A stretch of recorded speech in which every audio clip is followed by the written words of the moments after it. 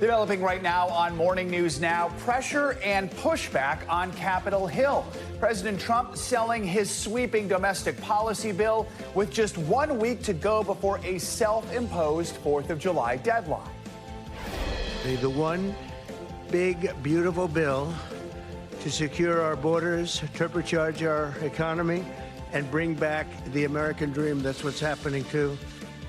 Plus, the White House continuing to defend its claims of a successful U.S. strike on Iran's nuclear programs. We will have the latest from Washington. Also this morning, major developments in the fight over abortion rights in America. The Supreme Court clearing the way for states to defund Planned Parenthood. More on the case out of South Carolina that could impact millions of women nationwide. And it has been a wet, hot summer so far in America, thanks to a series of severe storms stretching from the Midwest to up and down the East Coast. Well, now, get ready to keep that AC on for a hot weekend ahead. We are tracking it all. And finally, fast cars and movie stars. That's right, F1 the movie races to a theater near you today. And who better to make the film feel authentic than a real-life Formula One driver? Savannah sat down with six-time Grand Prix winner Lando Norris to talk about his role in the big summer blockbuster. Plus, watch as they make a pit stop at the putting green to settle some unfinished business. Oh, yeah. You know, just me and an athlete. At least it's not the racetrack, yeah. see? Well, that one I kind of hung in there because last time we went go-karting. But yeah, it was something. Good morning. Good to have you with us. I'm Joe Fryer. And I'm Savannah Sellers. Let's begin this morning with the clock ticking on President Trump's tax and spending bill, what he calls the One Big Beautiful Bill. Republicans have just 1 week left to get the president's signature policy bill on his desk by their own 4th of July deadline. Yeah, President Trump put the pressure on at a White House event yesterday alongside a group of working-class Americans, including truck drivers and healthcare workers. He pitched his mega bill as a way to set his Make America Great Again agenda in stone, claiming it will create millions of jobs, cut taxes, and increase take-home pay. The president also took shots at Fed Chair Jerome Powell for ignoring his repeated calls to lower interest rates. And if we had a person over at the Fed that would lower interest rates a little bit, that would be helpful, too.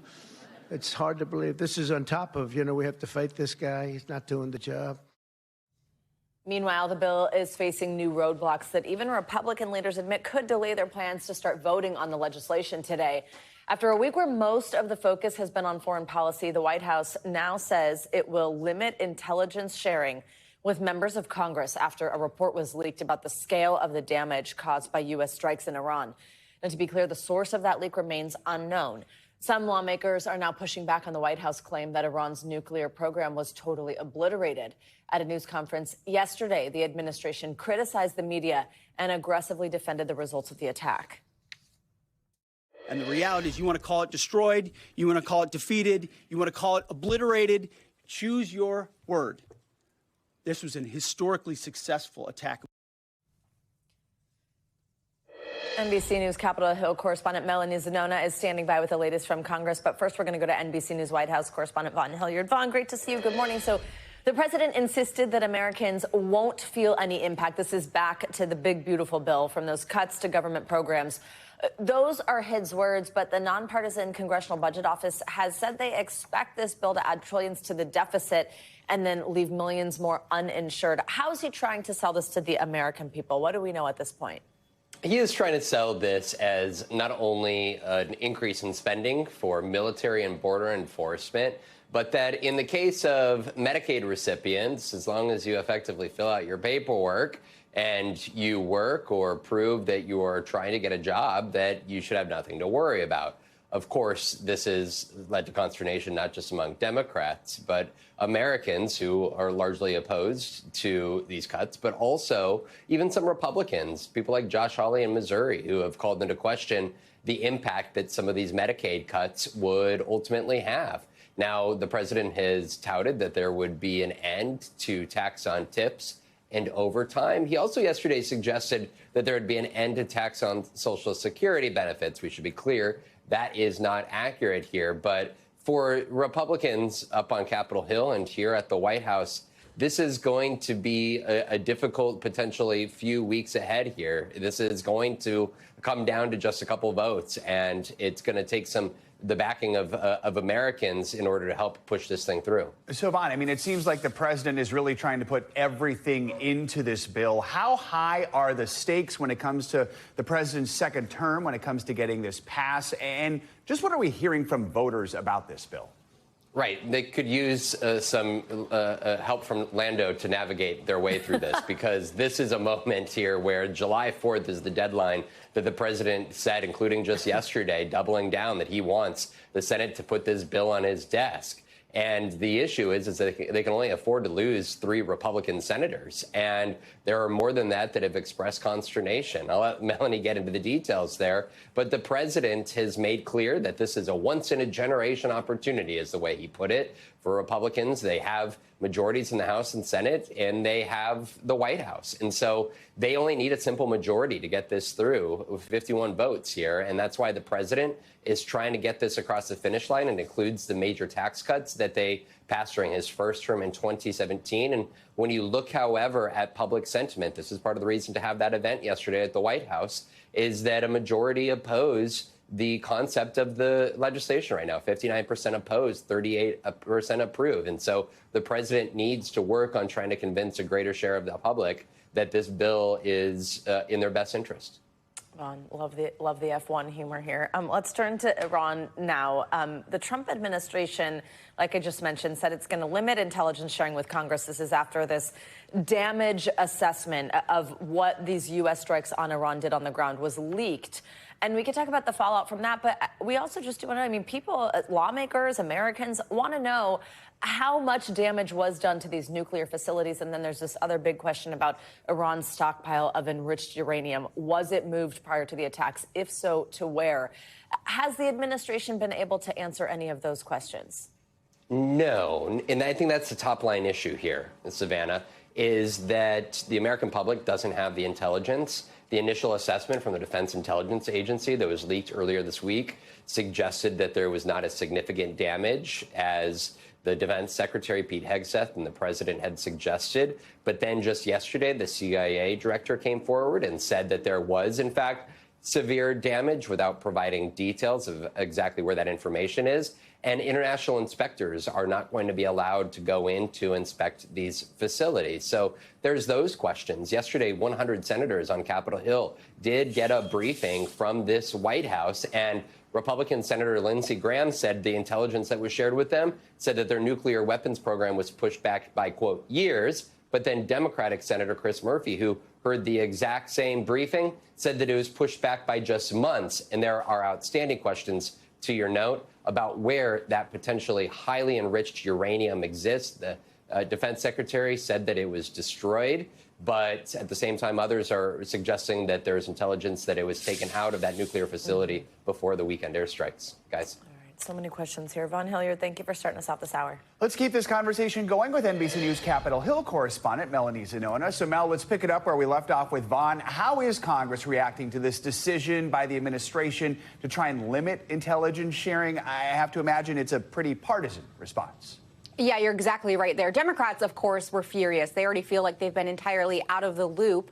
Yesterday's briefing, we should mention, was the first classified briefing that most members of Congress had received since Saturday, when those U.S. strikes on Iran actually dropped. And that includes members of leadership. But when you look at the other side of the aisle, Republicans are actually embracing this idea of limiting the amount of intelligence that is shared with themselves. Speaker Mike Johnson told our Ryan Nobles yesterday that this is something they're working through right now. They're trying to coordinate with the administration and figure out where the leak came from. And when Ryan asked Speaker Johnson, do you think Congress is responsible for the leak? Johnson said, that is my suspicion. Now, it's unclear whether he has any evidence to support that.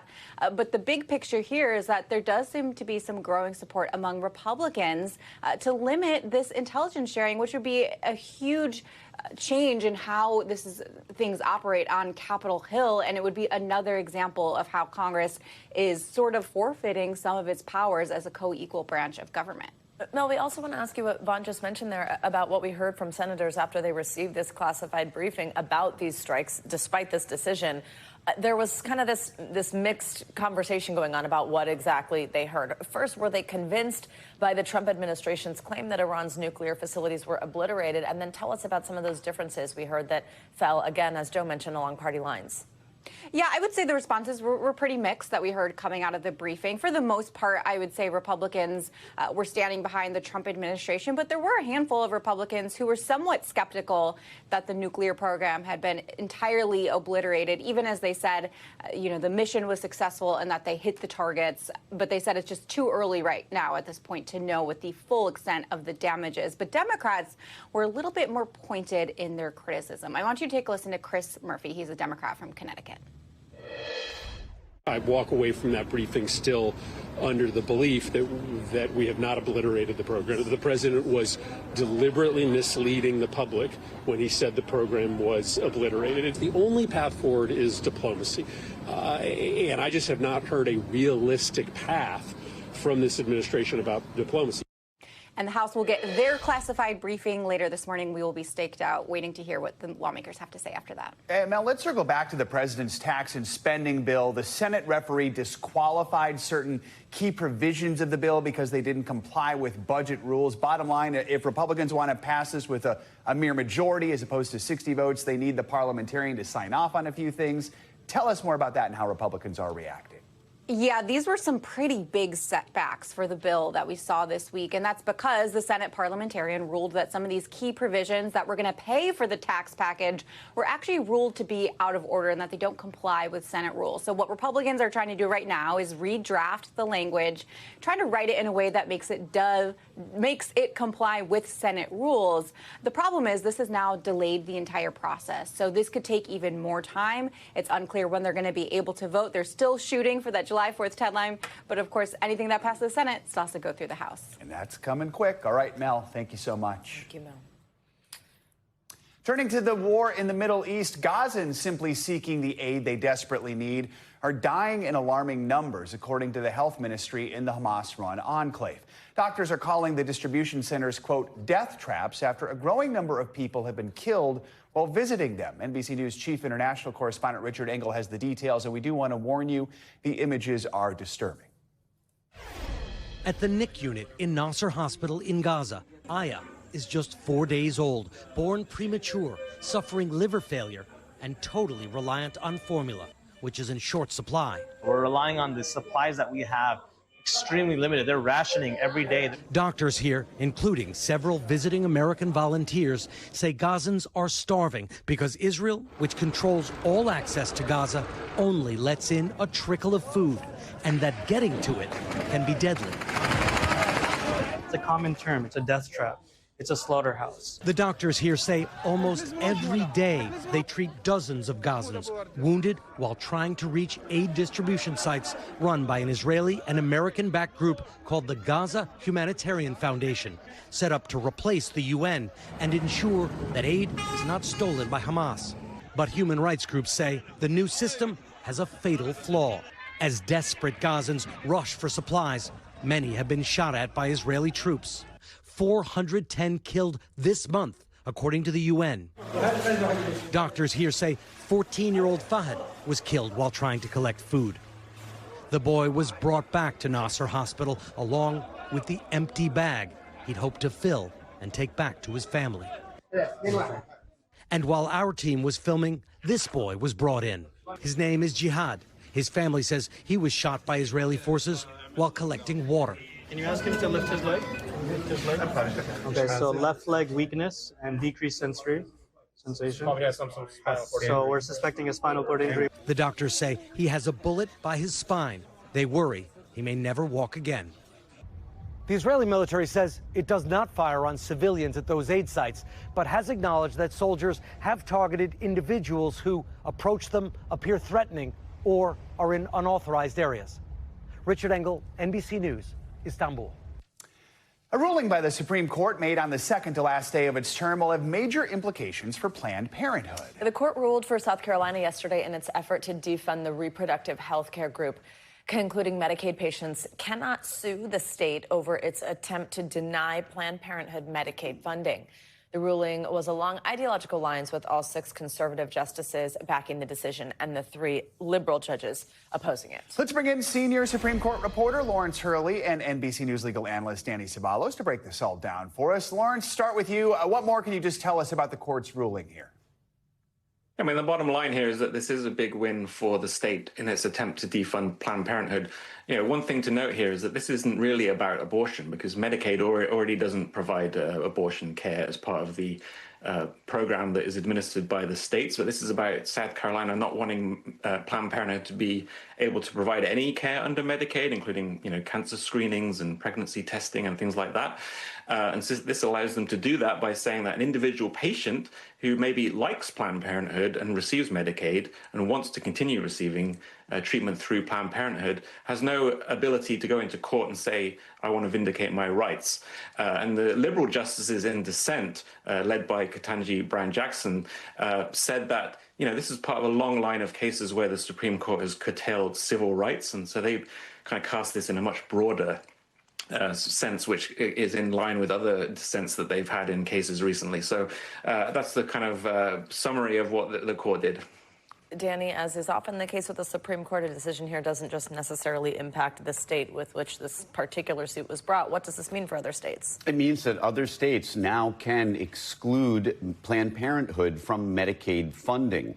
And really what it also means is that they can do so and feel pretty confident that at least plaintiffs, including individuals who want that health care, cannot challenge them in the way that these plaintiffs did, because what the court concluded is that you cannot sue as an individual under a statute called Section 1983. I use this statute fairly often. It's the statute you use when you sue when a client gets physically abused by police or wrongfully imprisoned. But what the statute requires is that there is a clear right created by the law. And what the court concluded is that under this law, by which the federal government gives funding to states for Medicaid, an individual plaintiff and Planned Parenthood simply don't have standing to bring the lawsuit in the first place. They don't have an interest. They don't have a right to sue under this federal statute. So, Lawrence, the court is set to finish up its term today. We are still waiting on a few decisions in major cases. Walk us through the rulings we're waiting for. We're keeping an eye out for today. Yeah, so there's 6 cases today that will all be handed down at very quick intervals this morning.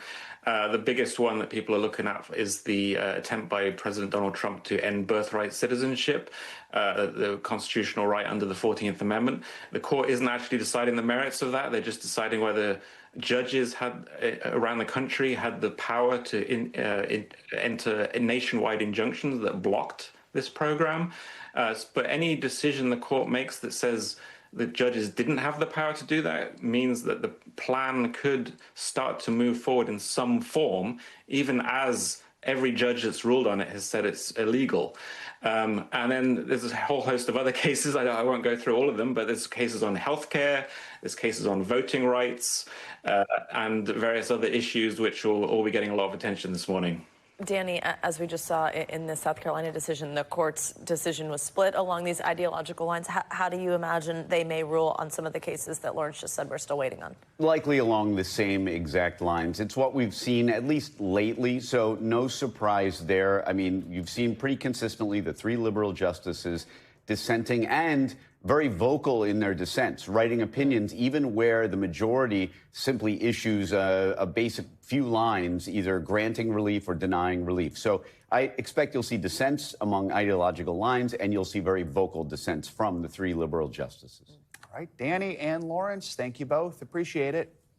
Let's take a look outside here in New York, where it's much cooler, and I think we're going to show you overcast, but dangerously high temperatures are still expected again today in other parts of the country. I just know that it's not 100 degrees, so when I walked outside this morning, I was absolutely thrilled. Meteorologist Angie Lassman is tracking what's in store for today and the weekend. Angie, good morning. Hi, guys. Good morning. Yes, we've had a bit of relief for slivers of the country. We've still got plenty plenty of alerts up when it comes to the heat for much of folks across parts of the Midwest and stretching down through the Ohio Valley and even parts of the South, as well as the Mid-Atlantic. You'll notice that's something we're going to deal with through the day today, with our temperatures once again heading back to the 90s in a lot of these spots. So Detroit, Chicago, St. Louis, Cincinnati, as far south as Charlotte and even Wilmington, we're looking at temperatures well into the 90s. So we're not getting a bit of a break from the heat in those locations, but we are a little closer to normal for this time of year, so we'll take it. Temperatures otherwise in Boston, stretching down to Philadelphia, yes, we've seen a big cool down. We're now running well below normal for this time of year, and all we're going to get is highs into the low 70s today, so it'll feel much different than it has over the past, specifically the beginning half of this work week.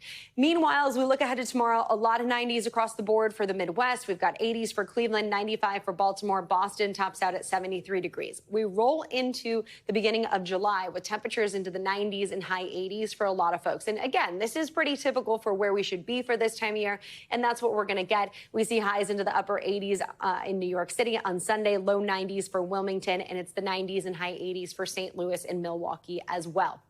Looking ahead to the later parts of today when it comes to your rain chances, we are going to see some of these scattered storms kind of draped across the eastern half of the United States.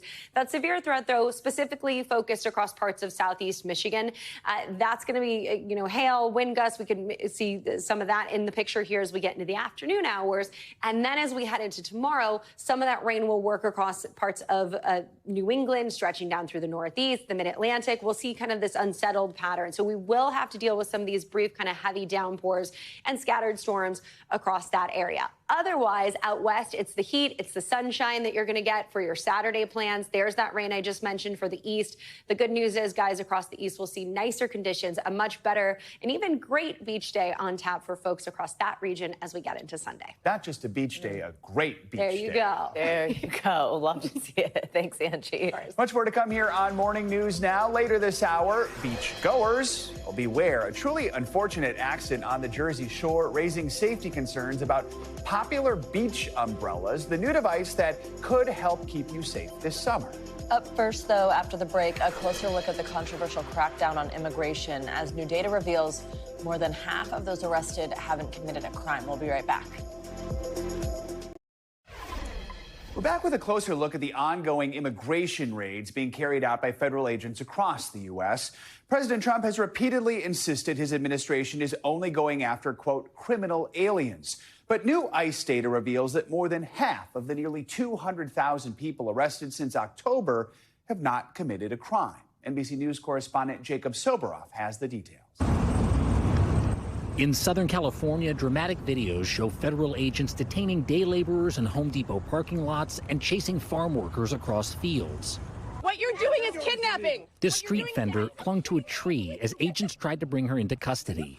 According to the Department of Homeland Security, more than 1,600 people have been taken into custody in L.A. alone in the last 3 weeks.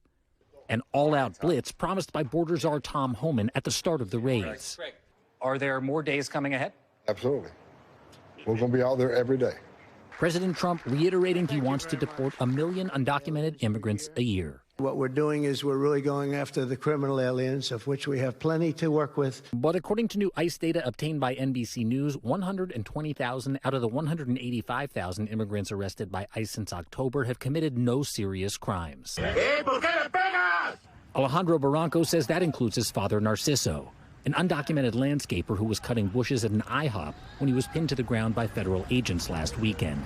DHS says he tried to assault the agents with a weed whacker, a claim Alejandro refutes. You served in Afghanistan. What would have happened if you would have treated a detainee that way in the Marines?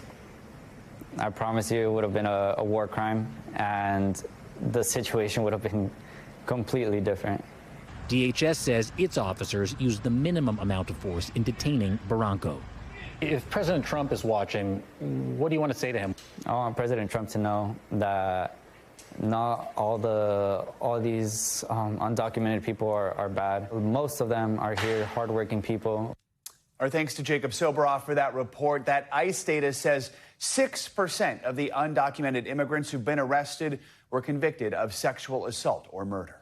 Well, Latino voters in Florida helped President Trump become the first Republican to flip Miami-Dade County red in more than 3 decades. But now a growing number of those voters say they're regretting their support amid this ongoing immigration crackdown. NBC's Morgan Radford went to the Sunshine State to hear from some of the people being directly impacted by the president's policies. A wave of disappointment. One of President Donald Trump's most loyal voting blocs, Cuban and Venezuelan immigrants. Now speaking out in Miami, a Republican stronghold, as the recent wave of deportations hits home and the Trump administration moved to end temporary legal status, or TPS, for more than 500,000 people who arrived during the Biden administration. Elena Conde says she came here from Cuba by plane on humanitarian parole in 2023. Her husband, Ariel Lara, crossed the border with Mexico twice, once in 2019 when he was detained and deported, and then again in 2022. 6 weeks ago, he was taken into custody at his residency hearing. So he was given an appointment to go to ICE. You told him before he left for that appointment, you don't have anything to worry about. Instead, he was transferred to Texas, where we spoke to him from his detention center. Ariel, ¿qué piensas sobre lo que está pasando ahora en este país, en este momento con respecto a las deportaciones? How do you feel about everything that's happening right now in this country with the deportations? You don't understand how this could happen. ¿Qué pensaba que iba a pasar cuando ganó Trump? What did you think was going to happen when Trump won? You're saying you believed the president when he said he was going to deport criminals. Now, Elena is left behind with her daughter, 7-month-old son, and Ariel's 70-year-old grandmother, who has been a U.S. citizen for years. Together, facing a reality they never imagined. Toda mi familia votó por Trump. Your whole family voted for Trump. Me siento mal porque sé que ellos creían en él. You feel bad because you knew the rest of them believed in him. It's a concern Democratic strategists are capitalizing on, with billboards like these calling Republican lawmakers traitors.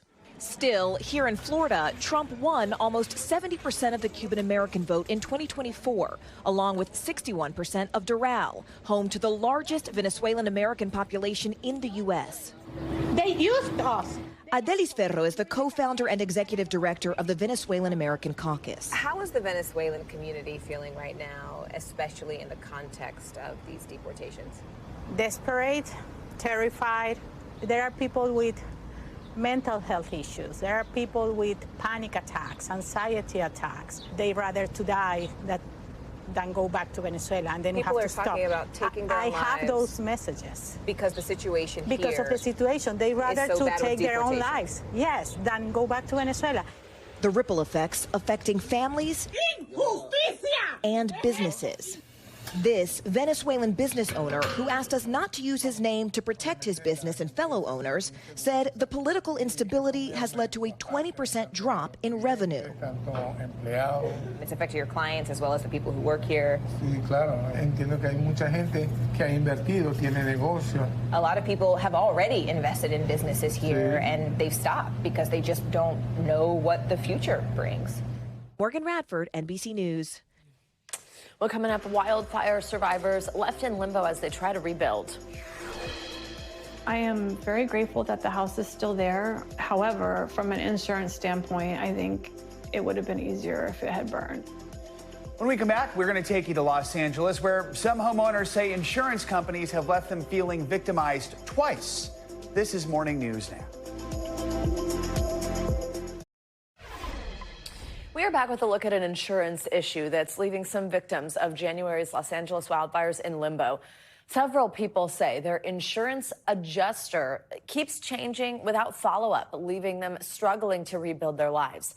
Now, the adjuster is the person who handles the claim and helps determine how much you should be reimbursed when your home is damaged. NBC News correspondent Liz Kreutz has the details. It's a house frozen in time. Gingerbread houses left on the kitchen table, a calendar still set to January. Makes me sad. Stephanie Newport's Altadena home hasn't changed since January 7th, the day she evacuated from the Eaton fire, which you can see here burning through part of the house, causing significant smoke damage, leaving her stuck in what she describes as an insurance nightmare. Sorry, I mean, my community is pretty much gone. I am very grateful that the house is still there. However, from an insurance standpoint, I think it would have been easier if it had burned.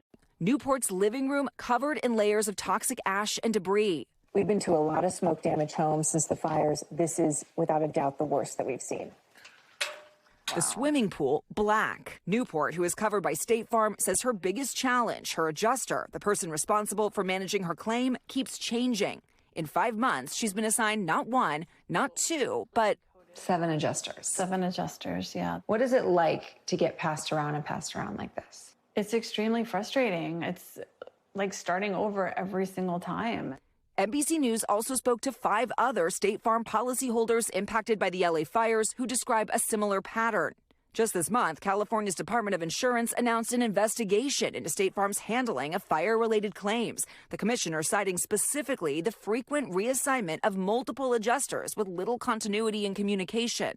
You think they're intentionally trying to stall? It feels that way. Newport says once an adjuster is taken off her claim, they completely disappear. Okay, so I'm going to try and call Stephanie's last adjuster to see if we can find out why he was taken off. It seems like this is a defunct extension now. We're just getting kind of put in circles through automated voice message systems. Not really able to get in touch with this guy. State Farm declined to comment directly on Newport's case, citing customer privacy, but said in a statement to NBC News it has paid out more than $4.15 billion in response to the LA fires, and that when there are catastrophes of this size, it may mean that multiple team members assist with a customer's claim. In response to the state's investigation, the insurer says it is cooperating and that a review will find thousands of customers are very satisfied. Everything has felt like a fight. So far, Newport says State Farm has sent her about $140,000 to fix her home. But an outside adjuster she hired to help with her claim says it would cost more than 10 times that, based in part on testing that recommended the home be taken down to the studs. Of the 7 adjusters, she feels only 1 has given her the whole truth. One of them has said, don't let them tell you no, just keep pushing because they're hoping you're going to give up. But I'm not giving up. At 70 Newport tells us she hadn't heard from State Farm in more than 3 weeks, but just this week, a few days after we reached out asking about her claim, she says she was contacted by the insurer offering to pay her an additional $54,000 to fix her pool and also to do their own testing of her home, which is something she had been asking for months. Back to you. All right, Liz Kreutz, thank you.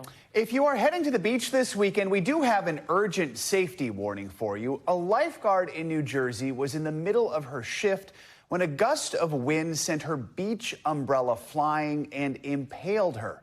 NBC's Julie Sirkin takes a closer look at a new mechanism that could keep your umbrella tied down safely. A picturesque day on the Jersey Shore. Beachgoers taking cover from the hot summer sun, all shattered in a moment. 8361, the umbrella's leaning in the left armpit. After a 19-year-old lifeguard in Asbury Park was stabbed by her own beach umbrella. She said, I got impaled by the umbrella. First responders rushing to the scene, power tools in hand. We need that bandsaw for sure down here. They cut the umbrella on both ends so they could remove that part of it. It was pretty ugly, but like I said, I think she's going to be fine from it. It's a story all too familiar for Ed Quigley. An umbrella is a javelin with a sail attached. Ed nearly died after being struck in the eye by a rogue beach umbrella in 2015. In brain surgery, I died on the operating table.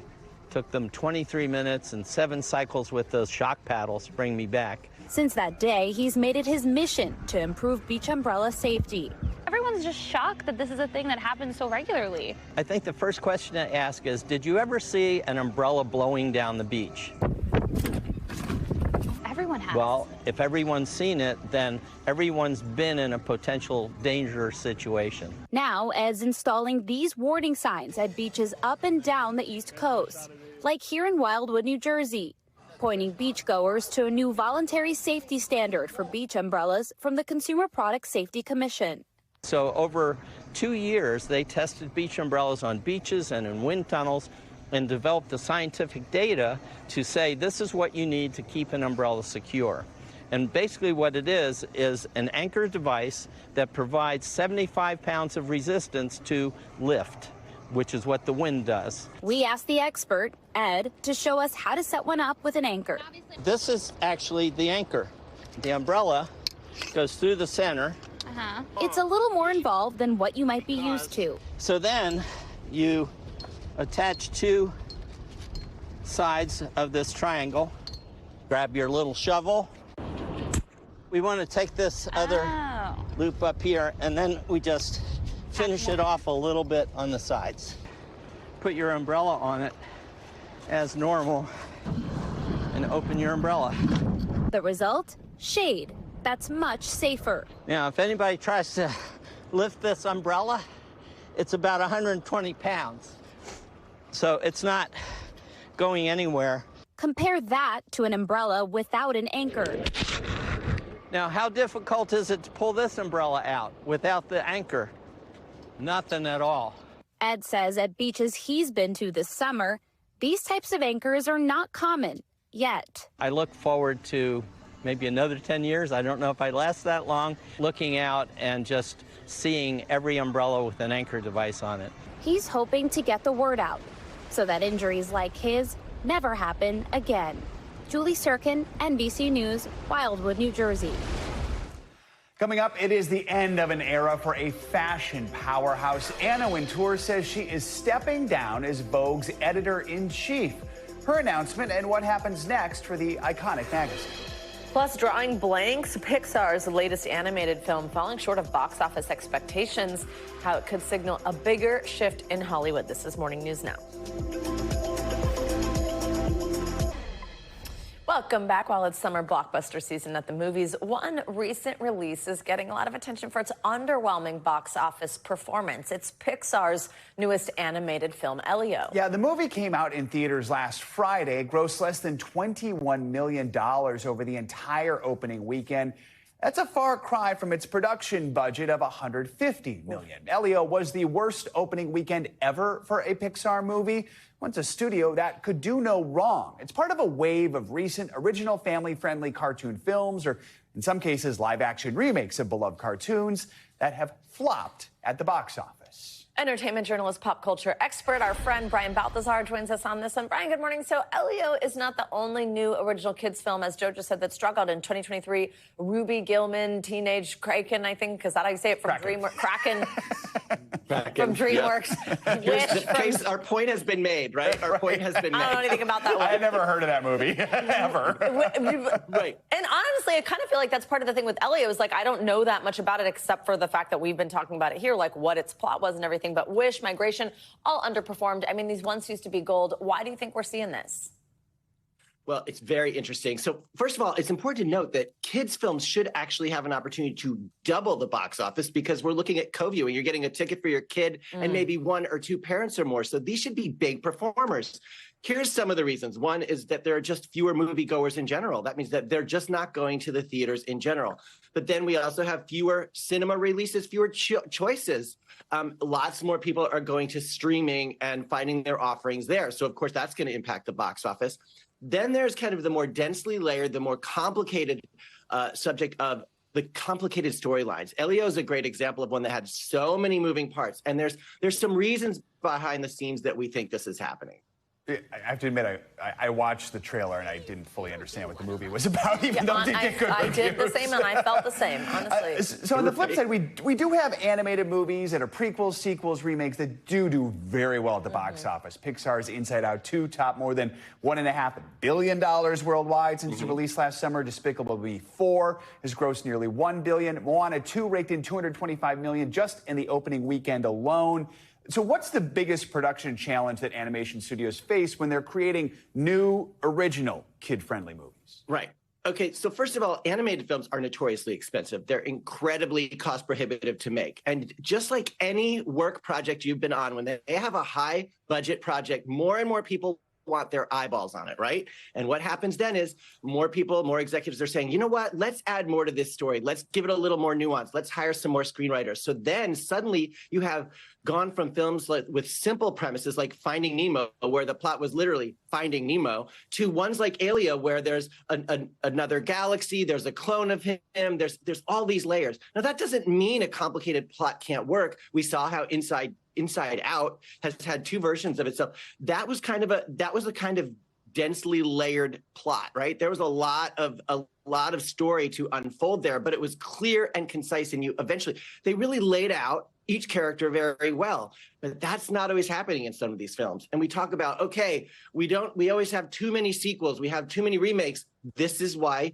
when you try something like Elio, when it fails, they say, let's go back to sequels, remakes, reboots, retools, which is why this summer alone, this year, you're going to see more of them. This summer, you're going to be July 18th, you're going to see the Smurfs movie. We've seen that story before. The Bad Guys, Zootopia, Toy Story 5, all remakes or retools or revisiting of the same IP. Maybe those could ultimately break this box office slump, do we think? Let's hope. Time can only tell because people are feeling a little bit of fatigue about sequels as well. So I think studios are really going to have to take a hard look at what they're doing and think really strategically about what they have to do next. And I guarantee you all the studios right now are looking at what happened with Elio and seeing how they can avoid that problem in the future. Yeah. All right, Brian, thank you so much. Great to see you. Let's keep the money headlines going with a look at what's making news on Wall Street. CNBC's Silvana Henao joins us with a fresh look at Nike's latest earnings plus other money headlines for us. Hey, Silvana. Hey, Savannah. Hey, Joe. Good morning. Happy Friday to you. Well, shares of Nike, they're rallying even as the company did report a big slide in quarterly profit and sales and warns that tariffs would increase operating costs by more than $1 billion this year. But investors are focusing on Nike's comments that business should improve this year as a result of its turnaround efforts. And those include heavy discounts to clear out old inventory and starting with fresh new styles. Now, Nike is still the world's largest sneaker maker, but it has been losing market share to performance brands such as Hoka. All right, a major shakeup in the fashion world. Anna Wintour is stepping down as the editor-in-chief of Vogue. That's the role that she has held since 1988. Now, Wintour telling employees she's seeking a head of editorial content, which will replace the editor-in-chief position. Wintour, one of the most powerful people in fashion, will remain in her position as Vogue's global editorial director and chief content officer at parent company Condé Nast. And Microsoft is killing off the blue screen of death after 40 years. I can't even believe it's been that long. Now, that's that error screen that shows up during an unexpected restart on Windows computers. So Microsoft revealing a new black restart screen. Now, this is set to launch this summer on Windows 11 devices, and the company touts this as an easier and faster way to recover from restarts, guys. I want to know the meeting where they're sitting around being like, you know what, that screen no one likes. We should change the color on it.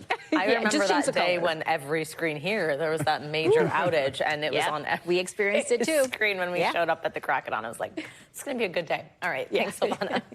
Finally this hour, F1 the movie finally out in theaters today, and it's in pole position to be one of the summer's biggest blockbusters. The movie set out to be the most realistic depiction of racing ever filmed. And trust me, you want to see this. Why? Because it puts the audience in the driver's seat like never before, and it did so with the help of real F1 drivers like Lando Norris, one of the best drivers on the track this season. I caught up with Lando to talk about the experience, but after a certain competition last time we met, we also had some unfinished business. Take a look.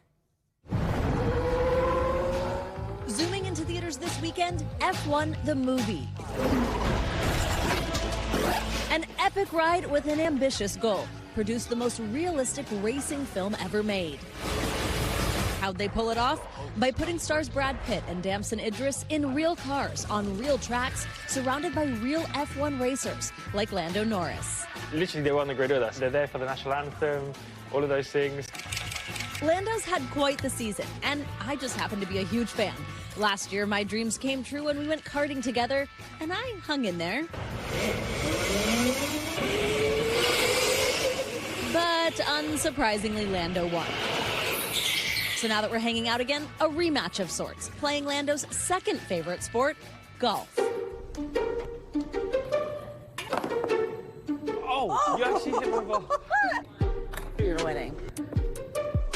Oh! Not terrible. Where are my hands going? Above yours? Yeah, and then you yours? catch it, right? Next time we'll think of something else. Okay. I gotta win something. Yes. But really, we're here to talk about F1 going Hollywood. I'm definitely not an actor. I'm definitely never will be. But to kind of be part of something of this scale. It's a movie about Formula One racing. there's never really been many movies about it. How were Brad and Damson behind the scenes? They were very good at understanding that we were there to actually work, and kind of integrating themselves into it, but not bothering us in a way. They're both very nice guys. What do you think about these two actors, Brad and Damson? They're movie stars, and all of a sudden they're driving at 180 miles per hour. Yeah, it's pretty impressive when you get into any car racing series.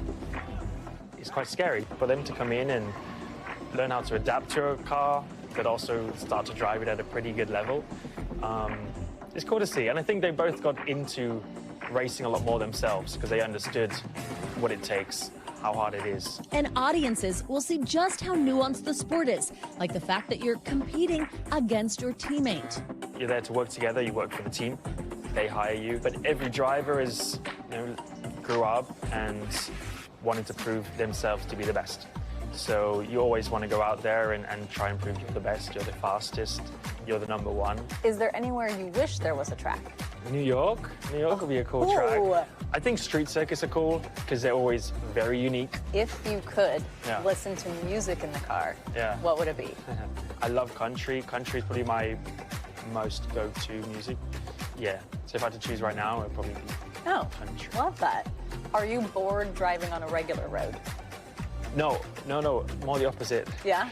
I find it more chaotic and scary driving on a road than I do on... I mean, I'm racing like 19 of the other best drivers in the world. When you're out there on the streets, you don't know who you're driving around with, and people are coming head to head.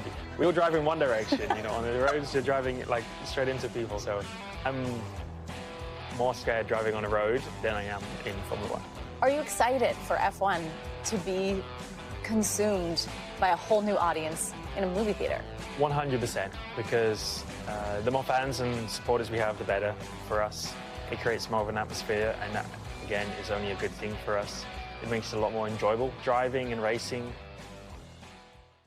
He's just awesome, and again, that movie is now out in theaters, and next time, I don't know what I'm going to do with him to try to figure out how I can beat him at something silly I keep going up against a pro athlete. Thanks, Lando. That's going to do it for this hour of Morning News Now, but the news continues right now.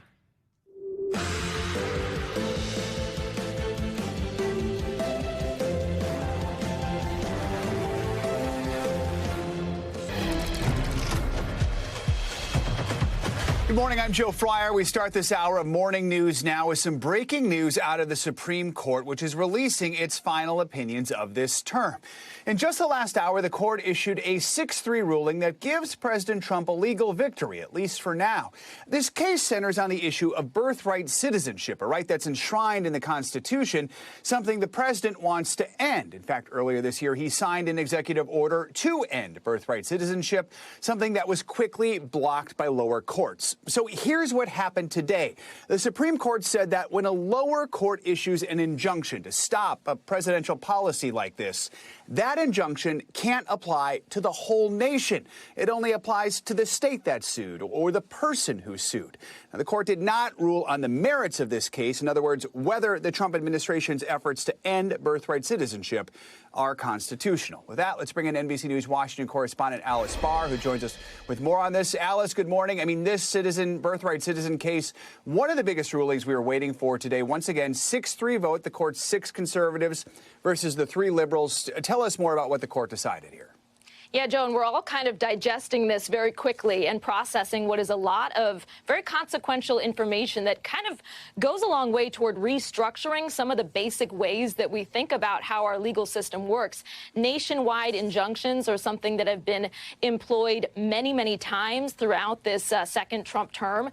So there are some broad-ranging implications now of having those nationwide injunctions narrowed, having the scope narrowed, which is what the Trump administration had asked for, and the narrowing now means that these injunctions will only apply to states, to groups, and to individuals that sued. So that deals the serious blow to the power of individual judges in lower courts to block policies across the whole country. And that can create a patchwork of different kinds of rights that can play out in different, states. In this case, it means that the birthright citizenship proposal that has been at the heart of this, can likely move forward, at least in part, in states that challenged it and in states that did not, depending on whether there is a lawsuit filed. And that means essentially that maybe a child could be considered a citizen in one state and not in another. There are so many questions that still need to be hammered out here. Yeah, I mean, and basically I heard one expert say this is just a major check on the judiciary when it comes to the balance of power overall in this country. We know Justice Sonia Sotomayor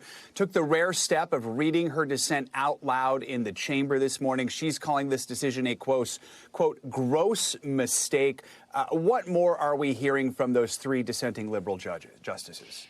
Yeah, Justice Ketanji Brown Jackson also wrote that the decision was an existential threat to the rule of law.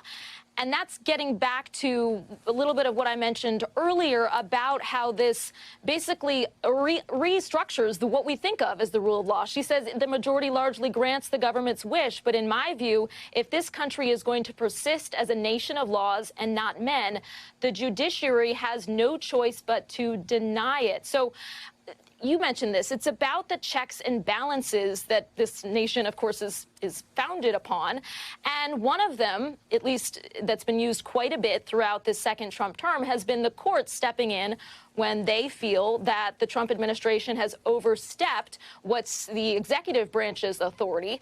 The courts have stepped in to be that major check. We did hear, interestingly, on exactly that point, Amy Coney Barrett, the justice who wrote for the majority, conservative justice, said that when a court concludes that the executive branch has acted unlawfully, the answer is not for the court to exceed its power too. So she seems to be saying, OK, I see your argument that the executive branch you think has gone too far, and I'll raise you that then the judiciary is going too far in response with these nationwide injunctions. Yeah, we should note President Trump is not alone in being an executive who's frustrated when he signs an executive order and a lower court issues this nationwide injunction. President Biden has dealt with this. Right. President Obama has dealt with this. So this is an executive issue here. Still, we are hearing a reaction from President Trump. What's he saying, and just what do we know about what happens next? Yeah, so he is planning on a press conference coming up at 11:30, and he's calling this a giant win.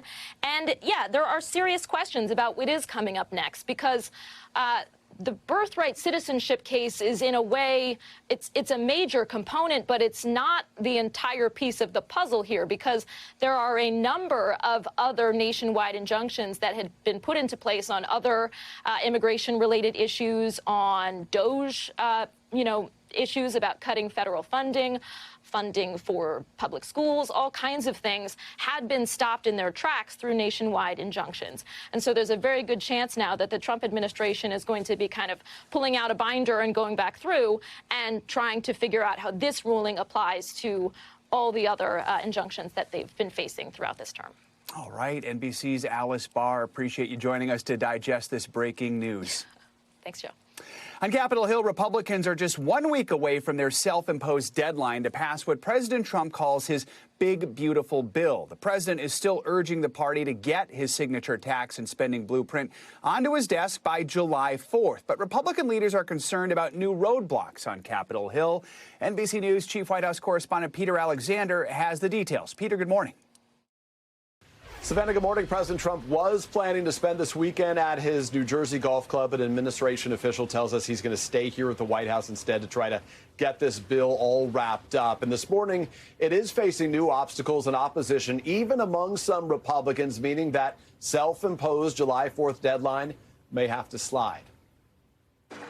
After days of focusing on foreign policy, President Trump is now turning his attention to his signature domestic priority. The one big, beautiful bill to secure our borders, turbocharge our economy, and bring back the American dream. That massive bill looks to cement many of the president's key campaign promises, extending his 2017 tax cuts, eliminating income taxes on tips and overtime, greenlighting a surge of new money for the military, and billions more to carry out his mass deportation plans and to beef up border security, including finishing the border wall. The president says he's saving Americans money. We're cutting $1.7 trillion in this bill, and you're not going to feel any of it. And your Medicaid is left alone. It's left the same. In fact, the bill includes major cuts to Medicaid funding and would impose work requirements for all able-bodied adults without dependents to stay on the program. Independent budget analysts say it could cost more than 10 million Americans their health care coverage. Democrats also say the president's tax cuts mostly benefit the wealthy. He is preferencing the very wealthy in this bill, and he's trying to hide it by becoming the middle-class hero. But President Trump argues these policies will lead to an economic boom. These reforms will protect or create more than 7 million jobs, add 3.1% to economic growth, reduce taxes for the typical American by nearly 15%, and that takes place immediately. Even as the president pushes for the final bill to be on his desk by the 4th of July. Its path to the president's desk still faces obstacles. The Senate's parliamentarian, think of her as the referee, just disqualified several key provisions in the bill that Republicans were relying on to pay for President Trump's tax cuts. And changes made in the Senate will still have to go through the House, where there are divisions over critical issues. But Republican leaders are still confident they'll get it across the finish line by the end of next week. Everything is challenging, but they're all speed bumps, and we have contingency plans. Among those speed bumps, Republicans are fighting over just how deep those Medicaid cuts should be and how quickly to slash Biden-era clean energy investments, like tax credits when you buy an electric vehicle or an energy-efficient appliance. Despite the president's sales pitch, Savannah, and claims it's being received with, in his words, tremendous approval, recent polls, including one from Fox News, show the bill remains deeply unpopular with a majority of Americans opposed to it. Back to you. All right, Peter, thank you so much. Well, now let's head to the Middle East, where we're learning new details about those U.S. strikes on Iran's nuclear facilities. In a news conference at the Pentagon yesterday, top leaders from the Defense Department applauded the effort from the U.S. military. Joint Chiefs of Staff Chairman Dan Kane said it took 15 years of planning to carry out the strikes that were executed by B-2 bombers. Meanwhile, Defense Secretary Pete Hegseth did not provide any new details on the strike, but he did criticize the media for its reporting on the initial damage assessment of the strikes from his department, which he disputes. NBC News International correspondent Matt Bradley joins us from Tel Aviv with more on this. Matt, good morning. Thanks for joining us. So what new details did we learn from yesterday's Pentagon briefing about the U.S. strikes on Iran? Well, not a whole lot. And as you mentioned, none of it came from Pete Hegseth, the defense secretary. Most of it came from General Dan Kane, the chairman of the Joint Chiefs of Staff. And his views were, basically that this was a broad operation, that it required a lot of input. We didn't hear a lot of actual nitty-gritty details about how this was done. As you mentioned, Pete Hegseth mostly just scolded the media, and it sounds like the White House has been trying to transform this notion that the American attacks didn't completely destroy Iran's nuclear program as disrespectful to the troops who participated. So again, there wasn't a whole lot of new detail. We saw a demonstration over video that Dan Kane showed, which was essentially outlining how these bunker buster bombs work.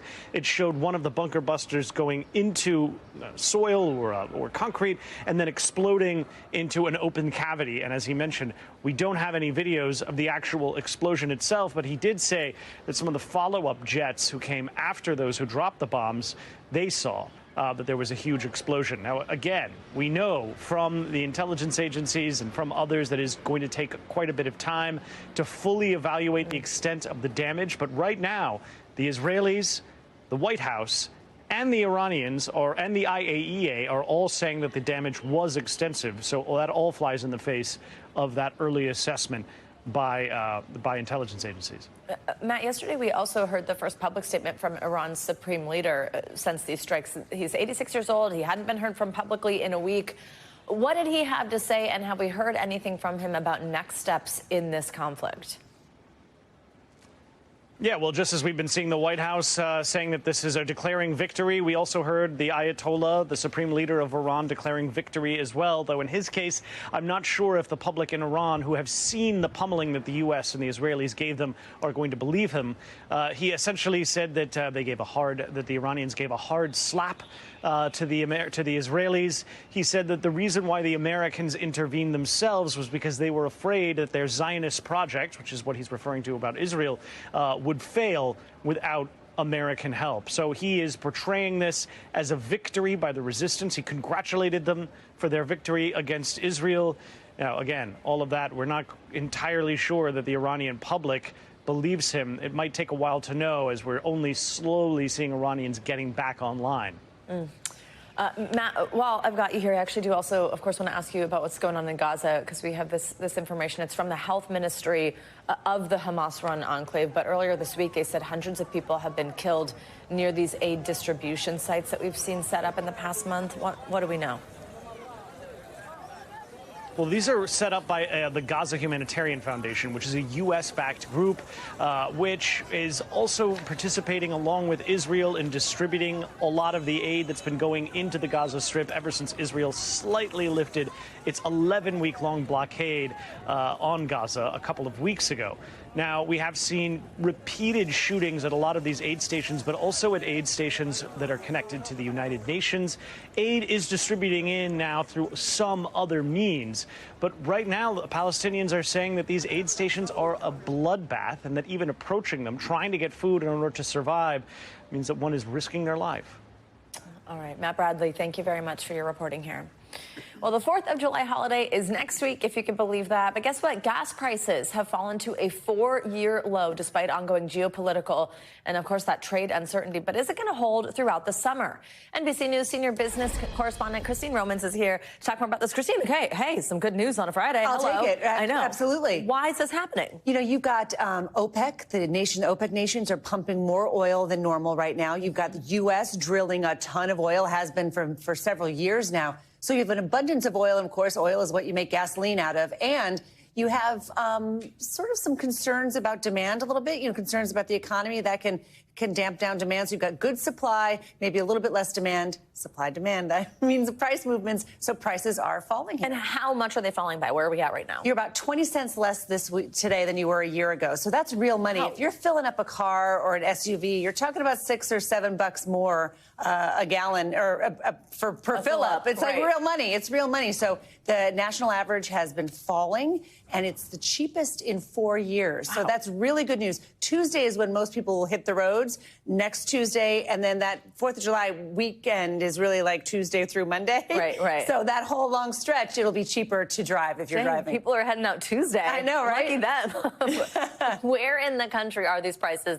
the best? Where are you really seeing that low price? And then some places, I'm sure it still sticks around higher. I'm sure you can guess which state always has the highest gas prices. That's California. I mean, it's, knocking on the door of, $4.60 a gallon in California. It's cheaper down south. If you look at Texas and Mississippi, this chunk in the middle of the country in the south, that's where the cheapest gas is. It's mostly state gas taxes. That's why there's such variation. But still, the nationwide average, that's why we like to look at that. And that has been drifting lower. And the hope is, barring any kind of insecurity or instability in the Middle East, barring like a really aggressive hurricane season, they're hoping these prices stay here near 4-year lows for now. Christine, it's kind of confusing because we just, what was it, less than a week ago, we had this conversation about how this conflict in the Middle East, and then even more recently with the Strait of Hormuz, where so much oil passes through, is that going to just send these prices skyrocketing? Is it something that you need to think about? Then we generally have these geopolitical tensions, and we have had so much tariff uncertainty, and yet also the stock market looks like it's about to hit a record high. Like, you hear some of these things and it's like, okay, wait, are these things good news or is it bad news? It's a total riddle, right? When you look, I can't remember a time with so much risk on the chessboard. I mean, there's just risk everywhere. And yet you have declining energy prices. That's mostly because of supply and because of some concerns about demand. Then you have the stock market that is almost back to where it was when President Trump took office. And think of that. I mean, when President Trump took office, it was a record high in the stock market. The economy was humming. And then all this uncertainty over tariffs, all this uncertainty in the Middle East really rocked the boat. And now, slowly but surely, you've had things come back to where they were at the beginning of the year, which is just remarkable given all that risk that's on the table. So, no one has a crystal ball. Nobody knows what's going to happen next. But the hope is, among investors at least, and a lot of business owners, frankly, that when that July 9th tariff deadline comes, that it's just extended, that you don't have something like July 9th where all those reciprocal tariffs go back on and you have more uncertainty in the world. So just going to kind of put in a holding pattern, I would say. Christine Romans always helping us try to solve the riddle. We appreciate it. Good to see you. Well, now let's get to the latest on these record-breaking temperatures. I mean, it has just been hot, hot, hot. You know this morning. That heat continues for millions of Americans across parts of the Mid-Atlantic, the Midwest, and the South. all waking up to heat alerts. Here in New York City, you're looking outside. It is definitely cooled off here, which is nice for sure. Angie Lassman is here with the latest. She's got a look at your weekend. Hi, Angie. Good morning. Hi, Savannah. Good morning. A noticeable change for some, specifically parts of the Northeast where you're waking up to cooler temperatures than you have over the past couple of days. Not the case for a good chunk of the country still, though. We've got almost 40 million people under these heat alerts still today. So we're still going to need to take it easy, still needing to find those cool spots. Pittsburgh stretching down to Little Rock and including Norfolk and Cape Hatteras, all going to continue with those heat advisories for now. We're going to see those last through the day today as our temperatures once again are running above normal. You can see 5 to 10 degrees above where we should be. Places like Chicago and Detroit expected to hit those low 90s. We've got mid 90s for Nashville, Charlotte, 93 for Wilmington, but temperatures across the Northeast, just the 70s. From Philly to Boston, we're really going to be below normal here as the day goes on. Tomorrow, similar story for Boston, but the rest of us across this region going to see again those high 80s to low 90s. These temperatures closer to where we should be for late June. And then as we roll into early July, we kind of keep those 90s going. Charlottesville, Wilmington, Atlanta, as we head into early next week. It's the mid 80s in Milwaukee on Monday. And then we've got those high 80s by Tuesday in New York City. As far as the rain goes, we do have, unfortunately, some rain in the weekend forecast. So here's a look at your Friday. We've got the scattered storms across the eastern half of the United States. Notice there's not a good chunk of moisture in any of these locations, but it's going to be unsettled. And we could even see those severe storms isolated across parts of southeast Michigan. And then by tomorrow, much of that moisture works across the Northeast, stretching into New England as well. We're going to see some of those heavy downpours and maybe some slow-moving storms. So the flooding concern is going to be there. Again, not a big chunk of the country dealing with that, but we will see the rain in the forecast, in the picture for your Saturday. Out west, a different story. Really bright and warm. We've got high temperatures into the upper 90s, triple digits in some spots across the Southwest. And then as we look ahead to Sunday, some severe storms possible for the upper Midwest. We'll see the rain chances stretching down to the Gulf Coast, but we've got great conditions on the way for the Northeast and the West with plenty of sunshine in the Sunday forecast, Savannah. All right, Angie Lassman, there you go. Packed with some good news. Exactly. For sure. We appreciate it. Thanks, Angie. Have a good weekend. Well, more to come on this Friday edition of Morning News Now. Actor Brad Pitt is the latest celebrity at the center of a string of high-profile burglaries. What we know about the break-in at his L.A. home. But first, after the break, pomp and controversy surrounding the Venice wedding of Amazon billionaire Jeff Bezos and Lauren Sanchez this week. We are going to take you there next. Welcome back. The closely watched wedding of Amazon founder Jeff Bezos and journalist Lauren Sanchez is officially underway in Venice, Italy. Yeah, and big names from the world of entertainment, politics, and finance all there for these celebrations. But the wedding does continue to attract protests from some locals. NBC News international correspondent Molly Hunter joins us now. She is in Venice. Lucky duck. Hey, Molly, good morning. Savannah, Joe, good morning. That's right. Big party, lots of protests as well. But I do just want to show you the venue for today's main event. It is at San Giorgio Maggiore, that beautiful church. It is actually a separate island behind me. You do have to take a boat to get to it, but it is Venice after all. But city officials say that even if, there is a wedding ceremony today, they won't be legally married under Italian law. This morning, Jeff Bezos and Lauren Sanchez kicking off day 2 of their wedding weekend extravaganza. All smiles boarding a water taxi last night. It's an impossible city. It can't exist. And yet here it is. And the A-listers are here too. Bill Gates, the Kardashians, pals Oprah Winfrey and Gayle King, Usher, Tom Brady, Orlando Bloom, and Ivanka Trump and Jared Kushner.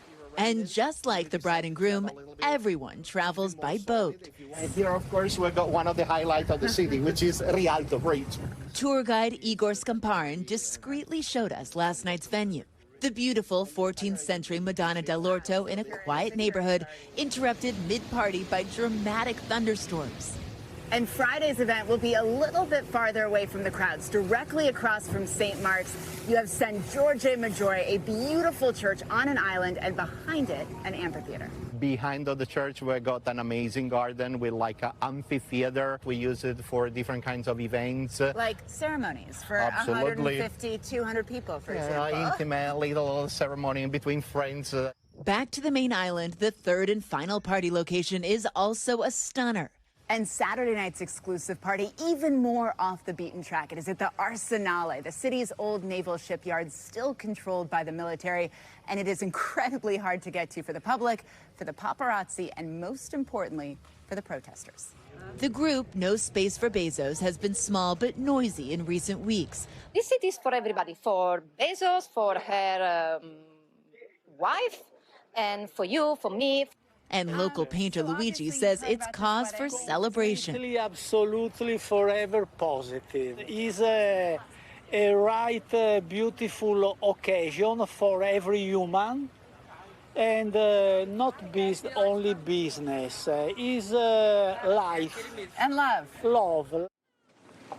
We loved Luigi. It's good for life, it's good for love, it's good for business. He's an artist down here in one of the most touristy bits of the city. But guys, the regional government has put an estimate on the price tag of these 3 days, more than $50 million. That is about 1,000 times more than the average American spends on their wedding. And a lot of experts, you guys, already wondering, how can you possibly spend so much money in so little time? Are there major A-list kind of surprise performances tonight that we don't know about? There's a lot of security. Obviously, that's really expensive. And about those protests, we haven't seen any interruption last night or today, but they are planning a big protest for tomorrow on Saturday. Guys? All right. I have to imagine whatever gift bags they get, like, are they going to cart them home? Are they gonna... Yeah, like, you're right, Molly. Like, where is that price tag coming from? Also, it sounds like more than 1,000 times more expensive than the average wedding. Oh, my God. Like $1 million. Yeah. 50 million times more? All right. Molly, thank you. Well, this morning, police are investigating another burglary at a celebrity home. This time, the break-in victim is actor Brad Pitt. Law enforcement says thieves ransacked his home in Los Angeles and took an unknown amount of miscellaneous property. NBC News correspondent Stephanie Goss joins us with more on this. Stephanie, good morning. Hey, guys, good morning. Two law enforcement sources say the thieves brazenly scaled the fence surrounding Brad Pitt's home and entered through a front window, and they haven't been caught. It's just the latest in a disturbing trend of high-profile burglaries. Brad Pitt's multi-million-dollar home in one of LA's most upscale neighborhoods ransacked and robbed. Multiple law enforcement officials telling NBC News 3 thieves broke into the house at 10:30 Wednesday night. The intruders scaling a wall that surrounds the property and then busting in through a front window. Aerial video appearing to show one of Pitt's doors boarded up with plywood. Law enforcement sources did not say what was stolen. Authorities seen at his home as the investigation begins. The crime taking place while the Oscar-winning actor is traveling the world promoting his new movie, F1. Drive fast. Appearing on Today and surprising a bunch of fans. Joseph Kosinski, our director, had this audacious idea that he's going to take real actors, put them in real cars. Pitt, just the latest celebrity to have their home broken into. Earlier this month, it happened to hip-hop star Macklemore at his home in Seattle. Help, please. This surveillance video showing the traumatized nanny at a neighbor's house. Actress Nicole Kidman and her musician husband Keith Urban's LA home was burglarized on Valentine's Day. Thieves smashing a glass door to get inside. A week later, criminals scoring big. According to a law enforcement source, French soccer player Olivier Giroud had a significant amount of jewelry and other items taken. A break-in at Tom Hanks and Rita Wilson's home in the Pacific Palisades as well. Stars and athletes alike. Kansas City Chiefs star Patrick Mahomes and Travis Kelce had their Missouri homes burglarized back-to-back last October. I can't get into too many of the details because the investigation is still ongoing, but obviously something that you don't want to happen to really anybody. The thieves apparently waiting for their high-profile targets to be out of town. The spate of robberies at athletes' homes so alarming, both the NBA and NFL issued warnings to their players. There have been a number of high-end homes targeted by South American burglary crews from coast to coast, but authorities have not said whether there is any connection between those crimes and the latest robberies of celebrities. Pitt also, guys, has yet to comment on this. Gosh. Thank you, Steph. You're welcome. This morning, we are remembering the life of legendary broadcast journalist Bill Moyers. His career spanned across decades and industries, from Baptist minister to presidential press secretary to newspaper publisher, and ultimately a long career in public broadcast television, where he'll be remembered as one of the greats of our field, earning dozens of awards, including 30 Emmys. Bill Moyers was a titan of public service and broadcast journalism. Bill Moyers, believe it or not. Known for illuminating ideas and exposing corruption with a soft but probing style. The hidden structures of power in Washington. He was best known for the hundreds of hours he spent on our televisions as a self-described citizen journalist. Stories flowed into me from other people and from what I read and from what I saw.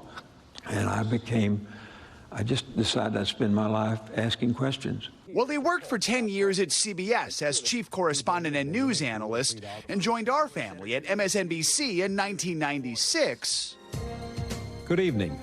Bill Moyers spent most of his 40-year broadcast career at PBS, spearheading documentaries like The Secret Government about the Iran-Contra scandal. Moyers joined us on Today to discuss one about D-Day. Freedom, above all, freedom and the security of people to live in peace. But before public TV came public service as a top aide to Lyndon B. Johnson, also serving as a liaison between the Texas politician and John F. Kennedy during the 1960 presidential campaign. After JFK's assassination, Moyers, not even 30 years old at the time, was even on Air Force One as Johnson was sworn in as president and became his press secretary just 2 years later. But Moyers left the Johnson administration in 1967, pivoting to journalism, first as publisher of the Long Island newspaper Newsday. One door opened, and I went through it, and another door opened. Before landing at PBS in 1971 and kicking off the on-air career that would earn him 30 Emmys, 11 Peabodys, and an induction into the Television Hall of Fame. We journalists are licensed to explain things we don't understand, and there's so much I don't understand that television has become for me a continuing course in adult education, my own especially.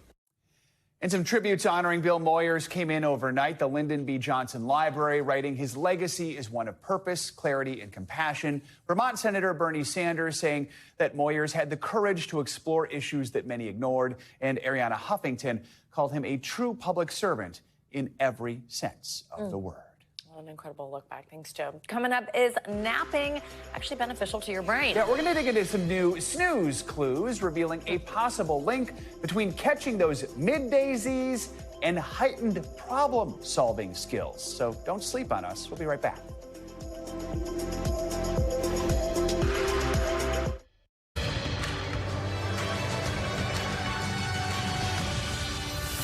Back now with a closer look at what's making news in the world of politics this morning, starting with more on the fallout from that leaked intelligence report about the U.S. bombings in Iran. NBC News Capitol Hill correspondent Melanie Zanona joins us with the latest. Hey, good morning. Good morning, Joe and Savannah. Happy Friday. Here's a look at some of the top political headlines. The White House plans to limit intelligence sharing with members of Congress. This after an early assessment of damage caused by U.S. strikes on Iran was leaked this week. The news enraged Democrats who already feel like the Trump administration is diminishing Congress's role as a co-equal branch of government. The Senate received a classified briefing on the situation in the Middle East Thursday, while the House will receive a similar briefing this morning. Kilmar Abrego Garcia will be taken into ICE custody when released in a federal smuggling case. Abrego Garcia was mistakenly deported to El Salvador by the Trump administration and returned to the United States to be charged with federal crimes. The Maryland man will remain in federal custody until at least Friday. He will then be placed in removal proceedings in an effort to deport him to yet another country, this according to the DOJ. And finally, Republican Congresswoman Elise Stefanik poised to run for New York governor. Though no official launch date has been set, multiple sources told me it's a matter of when, not if. Stefanik had been seriously weighing a bid since Trump withdrew her nomination to be the U.S. ambassador to the United Nations.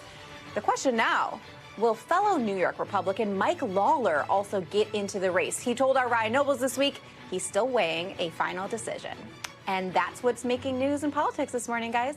All right. Thanks, Mel. Appreciate it. Thank you. Well, have you ever asked for advice about a difficult situation and then, people will sometimes say, sleep on it? Well, there actually might be some words of wisdom there. Yeah, a new study finds if you take a nap and hit the right stage of sleep, it could boost your brain power and increase your chances of problem solving. Joining us now for more on this is board-certified sleep specialist Dr. Carol Ash. She's here in studio with us. Dr. Ash, good morning. Great to see you. Good morning. Tell us what this study found. Give us some more details here. Well, this was a really fascinating study. It demonstrated that with just a 20-minute brief nap, you can transition into, as you suggested, stage 2 sleep. And once you enter into that stage, it shifts the gears in your brain. So you're more likely to discover hidden rules and patterns when you're trying to solve problems. And people that got into stage 2 sleep were 85.7% more likely than those who stayed awake or stayed in lighter stages. It looks like, I'm looking at the graphic here, it's also can be called N1 or N2. Yes. Help us understand what the difference is between those, and then just a little more about why N2 is so much better. N stands for non-REM. We have typically the REM, which is the dream sleep, and you have 3 stages of N, 1, 2, and 3. So 1 is like putting your foot in the door, you're just moving into sleep. Okay. And in stage 2, we start to see these electrical patterns, we call them K complexes and spindles, that are like a switching that is activating and opening a mental app and closing another one. So you start to be able to think when you wake up more creatively as opposed to analytically and structured and steps in a sequence. So interesting to learn about all these different phases. Do you think that this means we should be taking more naps? Because I feel like you kind of hear it both ways, like it's going to ruin your sleep and that kind of thing. And I actually I don't know about you, but I actively try not to nap so I can kind of stay on my schedule. Yeah. Are there downsides, or should we be napping more? Well, in the perfect world, you'd get, your 7 to 9 hours of sleep, on average 8, and the right timing. But for most of us in a challenging world, it's difficult. And if you're finding you're stressed during the day and you're not coming up with those answers, again, that 20-minute nap can really spark new creative ideas. So you don't have to have the whole night of sleep, although it's the best benefit if you can. And is there a best time of day to nap, real quick? Yes, Joe. It's 1 to 3 because that's a natural dip in your circadian rhythm. Okay. And you want to remember, not more than 40 minutes or you'll wake up feeling groggy. Yes, I've been there. Wow, 1 to 3 when energy dips. I feel that daily.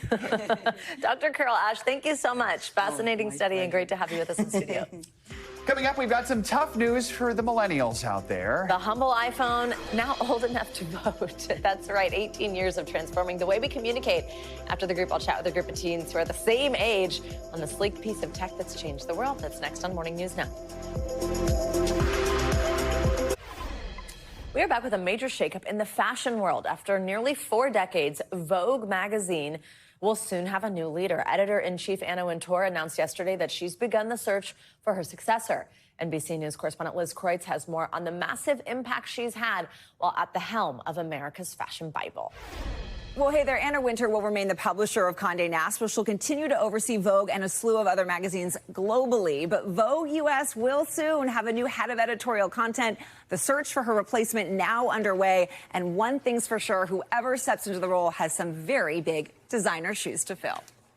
Miss Wintour, Anna, hold on. After 37 years at the helm of Vogue, Anna Wintour, the editor-in-chief, as famed as the magazine, is on the hunt for someone new to lead the fashion Bible. The editrix announcing the news to her staff in a meeting Thursday, saying in part, "I find that my greatest pleasure is helping the next generation of impassioned editors storm the field with their own ideas." Wintour adding that many of her responsibilities at Vogue would remain the same. In her nearly 4 decades with the Glossy, she's become the arbiter of taste and style, her influence reaching beyond the fashion and publishing industries. She's influential in technology. She's influential in politics. She's influential in fashion. She's influential in culture. She's influential in tennis and in sports. Like, her influence kind of knows no bounds, and that makes her a really unique business leader. As her empire grew, she frequently joined Today to discuss her various projects. I must say I'm a little intimidated. Please don't silently critique my outfit while we speak. You look perfect. Oh, good. Oh, good. I was fishing for that. Known for her icy demeanor and exacting standards, actress Meryl Streep brought to life a character inspired by Wintour in The Devil Wears Prada, the movie and best-selling book written by one of Wintour's former assistants. Details of your incompetence do not interest me. The woman behind the glasses has led Vogue and other Condé Nast publications through decades of change, redefining the brand and expanding it globally, and navigating an evolving media landscape. You are leading, you are not following, and that's a very important lesson to always keep in your mind. In recent years, Wintour's role at Condé Nast has vastly expanded. This new move, says Vogue, will allow her greater time and flexibility to support the other global markets. But what may be her most lasting legacy is bringing fashion and culture together. Most notably at the Met Gala, the global phenomenon she'll continue to oversee. Last year, Wintour sharing one of the secrets to her success with Jenna. I think there's nothing worse than indecision, even if sometimes you're not completely sure. It's better to fake it and pretend that you are, because I think teams work better with clarity. And Anna Wintour will surely bring that decisiveness to the search for her successor. Still no hints as to who that might be, but industry insiders say she's on a mission to anoint a new generation of talent and tastemakers to carry on the baton at Condé Nast. And as she told her staff, she's looking forward to working alongside someone who will challenge us, inspire us, and make us all think about Vogue in a myriad of original ways. Back to you. All right, Liz, thank you so much. That'll be fun to watch.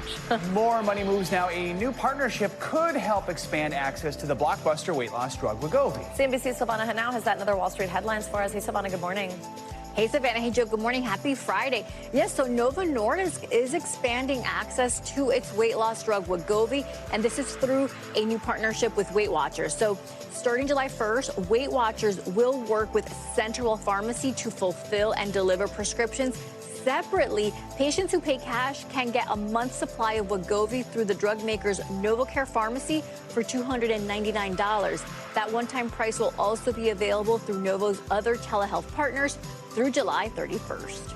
Google is launching a new experimental app called Doppel, which uses AI to show how different outfits look on you. And it's available now on Android and iOS devices.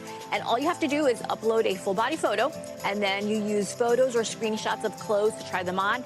And Doppel can also convert static images into AI-generated videos to give you a better sense of how something might look in real life. And Elon Musk is banning hashtags on ads on X. This is so since buying the social media platform in 2022, Musk has repeatedly criticized the use of hashtags. In a post late last year, he said the system doesn't need them anymore and they look ugly. And this follows a number of changes that Musk has made to X, with many focused on reducing content moderation and adjusting algorithms, guys. Okay, interesting. Thank you, Savannah. Jinx. All right, well, this weekend, a device that many of us would struggle to live without is hitting a milestone. The iPhone is turning 18 on Sunday. If it were a human, it would be graduating high school, old enough to vote. I sat down with 3 18-year-olds and their moms, and these teens literally haven't lived without an iPhone, to discuss how this piece of tech shaped their lives and changed the world around them. 2007 is the year we first said hello to Don Draper. Advertising is based on one thing: happiness. Said goodbye to the wizarding world with the final Harry Potter book, and started keeping up with the Kardashians. It was also the year we flipped our phones to something new. Every once in a while, a revolutionary product comes along that changes everything. A touchscreen computer we could fit in our pocket. It's a revolutionary mobile phone. Steve Jobs spoke, and the iPhone was born, changing the way we pay, navigate, socialize, and even date. And in that same year, these 3 now 18-year-olds, Mikey, Nadia, and Killian, entered the chat. Do you remember getting your first iPhone? What about you, Mikey? I had a phone number in middle school, and then I could start using it, and that's when all my friends got it.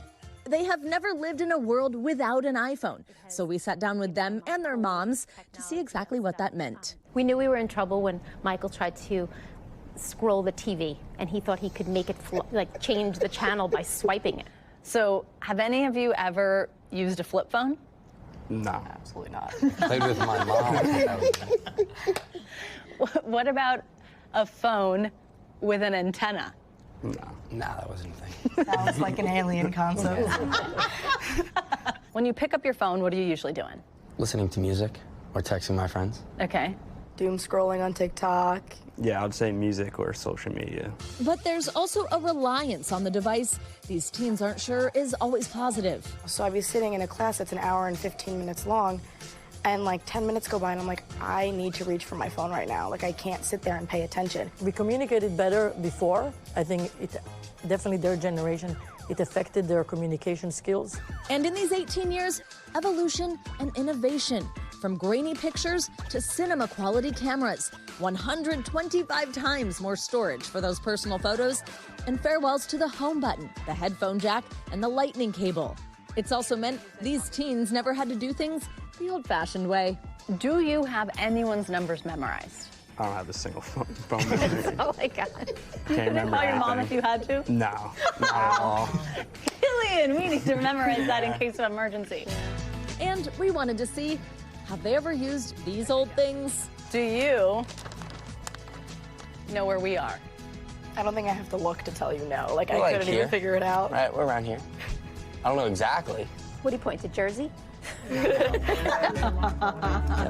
And we're in Georgia. Have you ever dialed on one? I've spun it, but I don't know how to use it. I think I can do the numbers. I don't know about the letters. See how long that takes? I don't have the patience for that. And then if you're like, oops, that was the wrong number. Start again. Start from the top.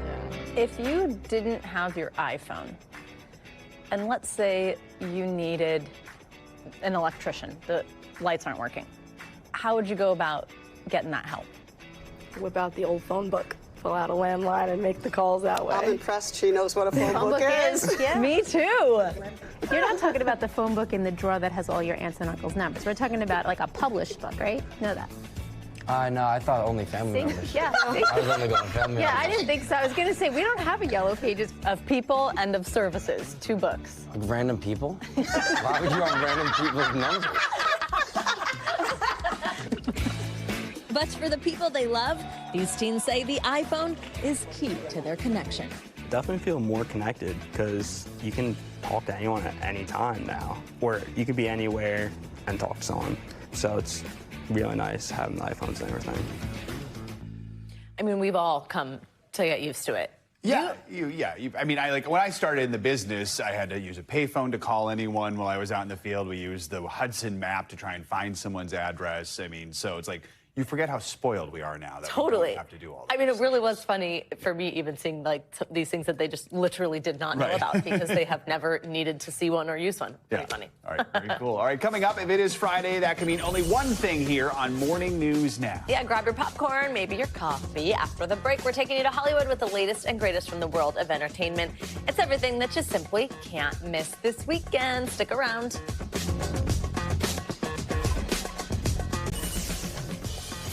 Finally this hour, it is time for your weekly Can't Miss list. It's a roundup of all the film, shows, music that you need to see and listen to this weekend. This week, we're happy to have Jason Carter on set with us. He's an entertainment journalist and host of Jason Unleashed. We have unleashed him this morning. Unleashed! Is that the way you have to say it, right? No, that's it's Friday and I'm extra, Joe, so yeah, Right, totally. Good. I'm glad. We all need a little wake up this morning.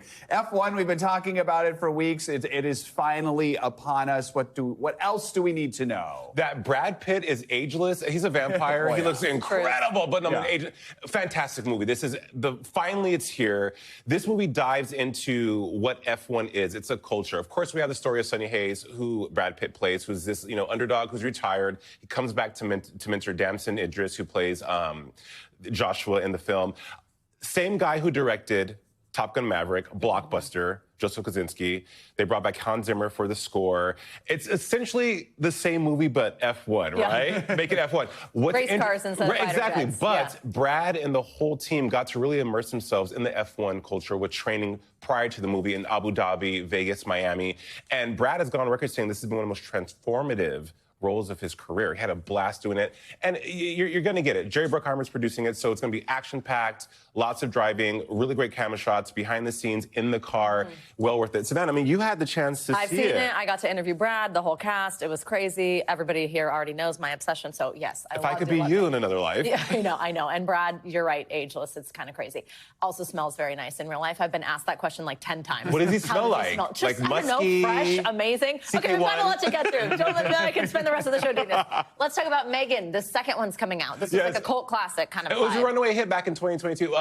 Megan, 2023. She's back 2.0. They've put her essence into what looks like a Teletubby to keep her contained, but someone takes a technology and creates another artificial intelligence being, which is out to like take over the world, becomes autonomous, it has its own mind, its own feelings, all of that, becomes super, super violent. And so it's the truth though. They reboot Megan 2.0 to fight Amelia is her name, the new artificial intelligence being. It's essentially the same thing as before, just, now there's another person that Megan has to take out. Same cast is back. And this is such a campy movie, a campy franchise, because she has all these great one-liners. She dances, she flips, she punches, she flies, she sings. They're flying. Yeah, it's just... And her wigs are fantastic. In 10 years from now, we'll say it's a celebrity documentary. Right. All right, Yeah. so let's move to TV. The latest season of The Bear is out. Remember, the third season lost its groove a little bit. What are we hearing about season 4? Totally agree. So started watching this. All 10 episodes are available to binge on FX right now. I think The Bear is one of those compelling series. Obviously, it's on FX, so it's going to be worth its salt. But we have Carmi, played by Jeremy Allen White, who's going through a lot. He had that review from the Chicago Times at the end of last season.